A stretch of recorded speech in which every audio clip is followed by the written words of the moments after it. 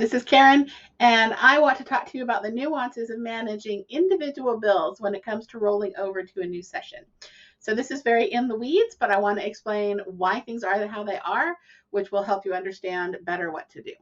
All right, so I've got an example bill sheet here where I've got some bills that I found with keywords, but then also a bunch of bills that I've added one by one. So you'll notice that this says filter. So everything in this section is narrowing down the words you found in your keywords. But this one is just plus. So these bills are included regardless of the filters you have set or the words you have set. So we assume when you're adding a bill by bill number, you know you want it on the sheet. So we put it on the sheet. But for that reason, it does not respect whatever the session is. So this bill is going to stay here for all time until you get rid of it.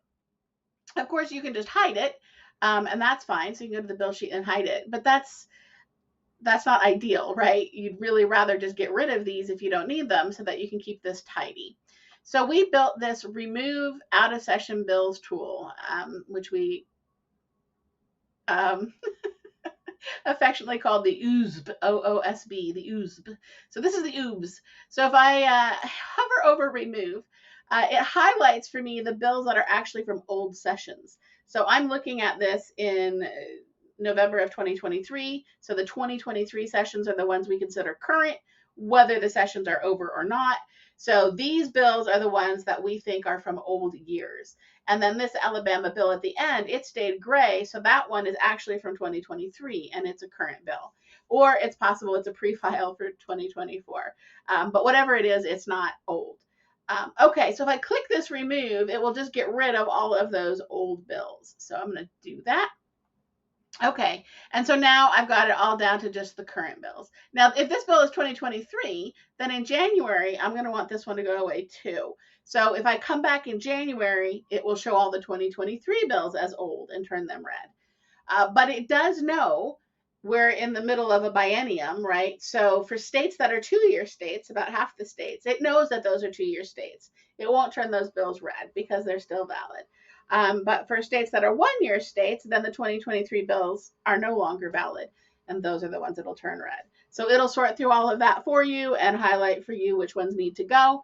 Then you can pick through them one by one yourself, or you can just click the remove button and remove them all. But that's why those stay there, and that's why you have to curate them manually, either by individually Xing them out as you want, or by using this OOSB to remove them all at once. All right, so that is the individual bills you've added to your bill sheets and why you can keep them tidy, but also why you need to wait till January before anything for 2023 is going to show old. Yeah, because it's not worrying about what the current session is. In this case, it's worrying about the calendar year.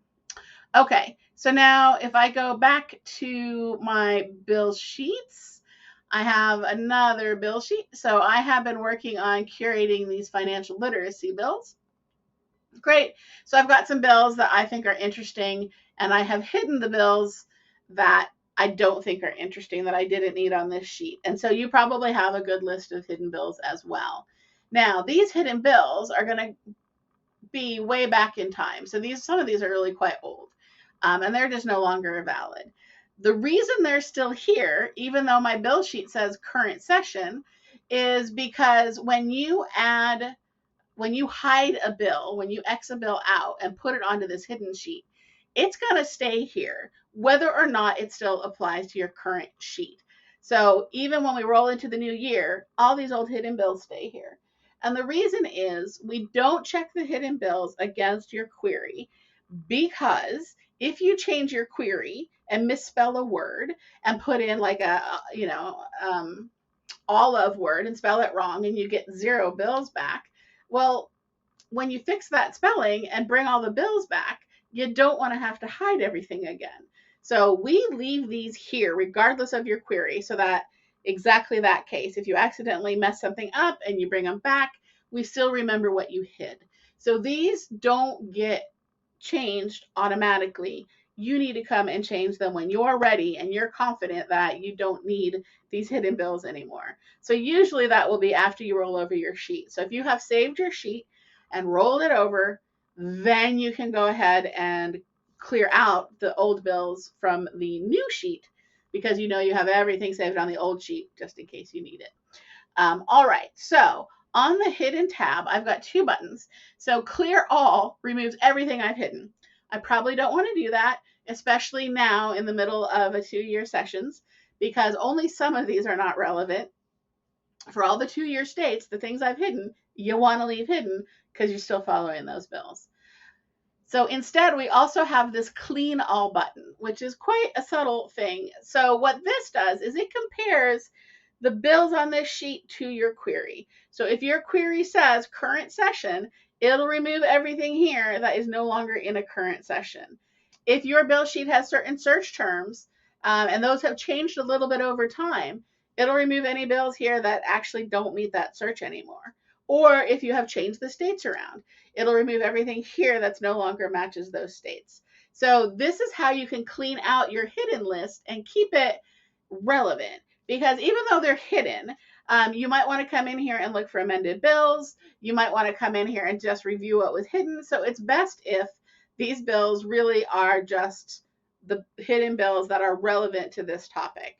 So we've given you just the one button to push, and that will check against your current query and remove them. So again, the current sessions, so this will keep all of the 2023 and the biennium bills right now because it's still 2023 as I'm recording this. But once we get to January 2024, then if I do the clean all, it's going to take out all of the 1-year states and remove all of those hidden bills because presumably those aren't relevant to you anymore. You're not tracking them. If you make a mistake, it's not those hidden bills that you want back. So we don't just update this and remove the bills that don't match your query automatically because you might just be trying something out or you might have made a mistake and we don't want to lose your work. Instead, you need to do it for yourself, usually around this time of year. Just go ahead and clean out anything that doesn't match and then do it again in January so that this stays as tidy as possible so that it can be as useful to you as possible. By the way, for the data you have entered by hand, so if you enter your position or you enter your call to action, if you enter whatever extra information in your extra columns, that works the same way. So again, if you've entered position in a bunch of bills and then you mess up your query and all the bills fall out, well, when your bills come back, you would like those to still have the position in place. You don't want to lose your work. We learned that the hard way in the early days. So now that is saved for you. When you bring the bills back, that data entry will come back. So just like the hidden bills, we save that work. So that you can't accidentally lose all of the work you've done. So those stay in there too.